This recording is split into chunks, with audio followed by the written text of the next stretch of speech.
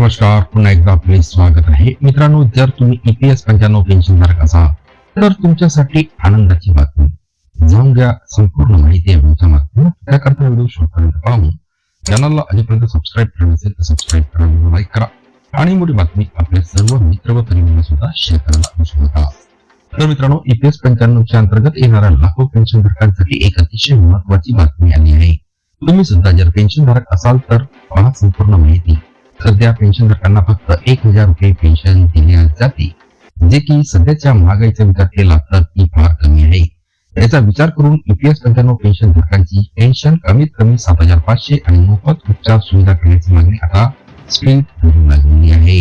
फक्त 1000 रुपये पेन्शन पुरेशी आहे का? मित्रांनो, आपण जर आजच्या काळाचा विचार केला तर 1000 रुपयामध्ये काहीच होत नाही. मूलभूत आवश्यकता एवढ्या कमी पेन्शन मध्ये तब्येत सांभाळून घर चालवणे काही कळत नाही. आर्थिक असुरक्षितता. अधिकाधिक पेन्शनधारक हे वयस्कर आहेत आणि दुसरा कोणता सोर्स सुद्धा नाही जीवन जगण्यासाठी. EPS 95 पेन्शनधारकांची मुख्य मागणी काय आहे? EPS 95 पेन्शनधारकांची महत्वाची मागणी म्हणजे त्यांची पेन्शन वाढली पाहिजे, कारण त्यांना ही समाजामध्ये वावरता यावे. कमीत कमी पेन्शन 7500 व्हावी. सध्या दिली जात असलेली 1000 रुपये पेन्शन फार कमी आहे आणि ती वाढून 7500 व्हावी. महागाई भत्ता मिळाला पाहिजे. जसा सरकारी कर्मचाऱ्यांना महागाई भत्ता मिळतो तसाच EPS 95 पेन्शनधारकांना सुद्धा मिळाला पाहिजे. मोफत वैद्यकीय सुविधा मिळाव्यात. वय जास्त झाल्यानंतर औषध गोळ्यांचा खर्च वाढतो, त्यामुळे पेन्शनधारकांना आणि त्यांच्या पत्नींना मोफत वैद्यकीय सुविधा मिळाली पाहिजे. सरकार आणि EPS 95 पेन्शनधारकांमध्ये संघर्ष. मित्रांनो, अलीकडेच EPS 95 पेन्शनधारकांच्या प्रतिनिधींनी दोघांची भेट घेतली आहे. त्यामध्ये वित्त मंत्री निर्मला सीतारामन आणि श्रम मंत्री मनसुख मांडविया हे आहेत.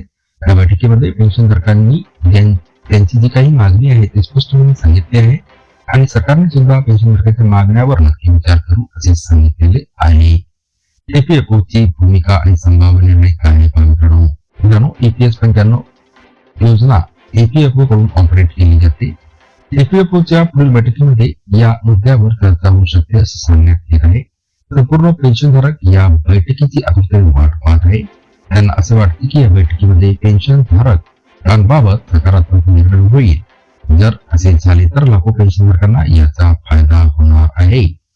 पुन्हा भेटूया नवीन अपडेट घेऊन पुढच्या व्हिडिओमध्ये. धन्यवाद.